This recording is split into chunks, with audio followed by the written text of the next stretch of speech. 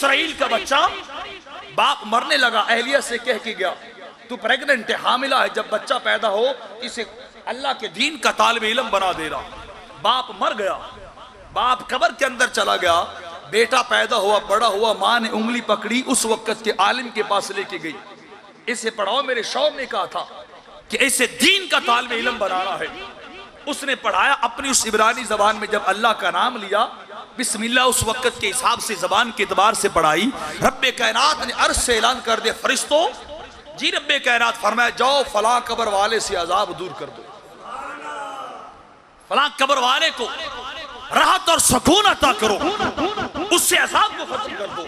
बारी ताला अब कौन सा ये काम कर चुका है, ये तो दारुल अमल से कब्र के अंदर आ चुका है। अमल तो उसने नेक किया नहीं, ये बारी ताला अब क्या किसने किया है जो अजाब दूर कर दे, ये तो कब्र के अंदर आ चुका है, ये तो अमल ही नहीं कर सकता, अपने अमाल की सजा भुगत रहा है, गुनाहों का नतीजा देख रहा है।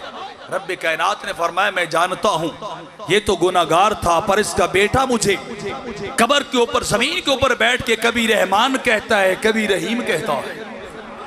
इसका बेटा मेरी रहमानियत को सदा दे रहा है, मेरी रहमत को पुकार रहा है, और उधर बैठ के अपनी तोतरी सी जुबान के साथ वो कभी मुझे रहमान कहता है, कभी मुझे रहीम कहता है। अब तुम मुझे बतलाओ, वो रहमान भी कहे, बेटा मुझे रहीम भी कहे, और मैं इसे अजाब दूं, मेरी रहमत अजाब गवारा नहीं करती है।